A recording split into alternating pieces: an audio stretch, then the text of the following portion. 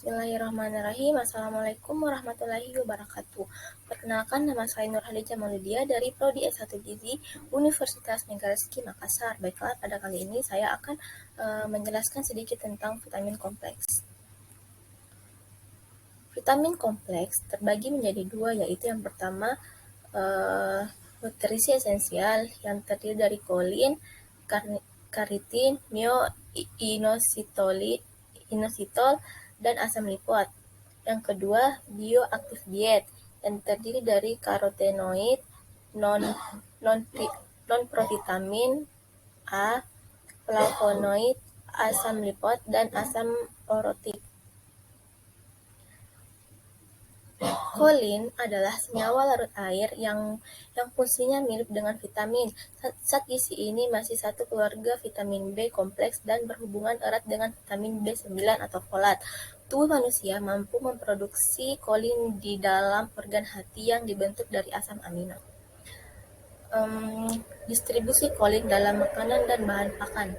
Orang Amerika mengkonsumsi sekitar 440 sampai 630 mg per hari. Semua lemak alami mengandung beberapa kolin.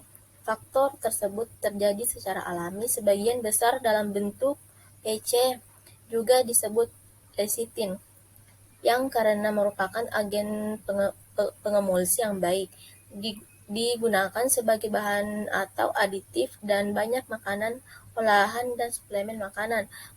Beberapa kolin makanan kurang dari 10% hadir sebagai basa bebas dan beberapa sebagai sipopmelin.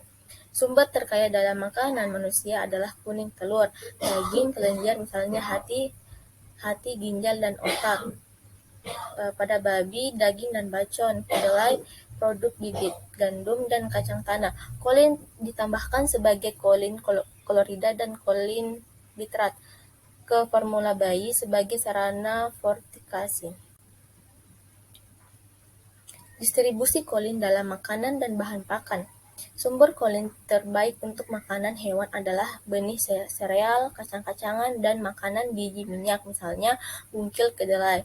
Jagung terutama rendah kolin setengah tingkat yang ditemukan di barley, oat, dan gandum.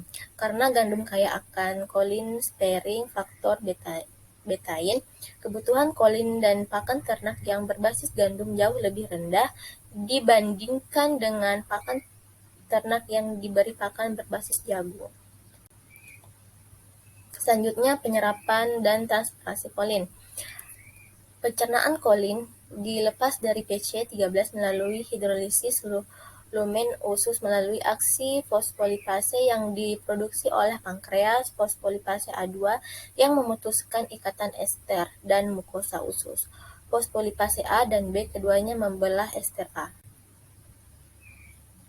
Metabolisme kolin. Kolin klorida KOP lolos dari degradasi mikroba dan rumen dan retikulum, kemudian memasuki omasum di mana terjadi proses penyerapan air, dan kolin klorida sudah terpisah dari kolon KOP, kemudian memasuki abosum dan selanjutnya ke usus untuk diserap.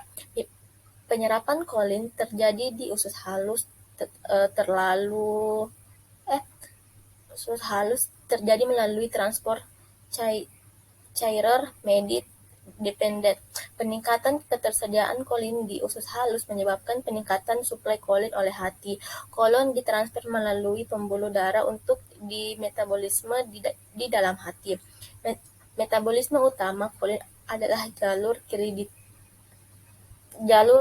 sidin diphosphate kolin, atau biasa disingkat dengan CDP kolin, yaitu proses konversi kolin menjadi donor metil betain untuk sintesis fosfolipid atau fosfatikolin.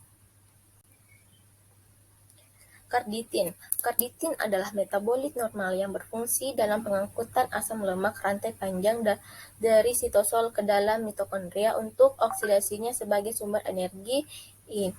Ini di biosintesis oleh sebagian besar spesies, namun beberapa spesies tidak mampu melakukan biosintesisnya, dan beberapa keadaan membatasi biosintesisnya untuk spesies lain sehingga membuatnya esensial dan kondisional. Fungsi metabolik karnitin. Alat jemput antar jemput asam lemak mitokondria. Fungsi karnitin dalam pengangkutan asam lemak rantai panjang atau fatty acyl CoA dari sitosol ke dalam matriks mitokondria untuk oksidasi sebagai sumber energi. Membran dalam mitokondria tidak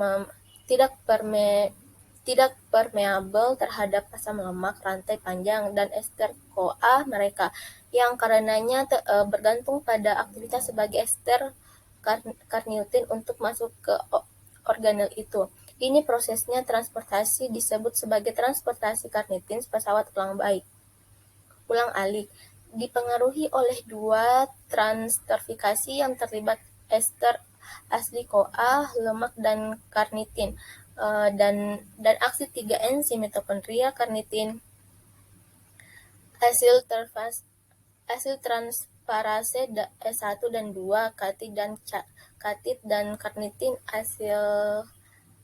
hasil karnitin translose atau disingkat dengan CACT. Myoinositol. Myoinositol atau MI adalah salah satu stereoisomer alkohol C6 sugar keluarga inositol.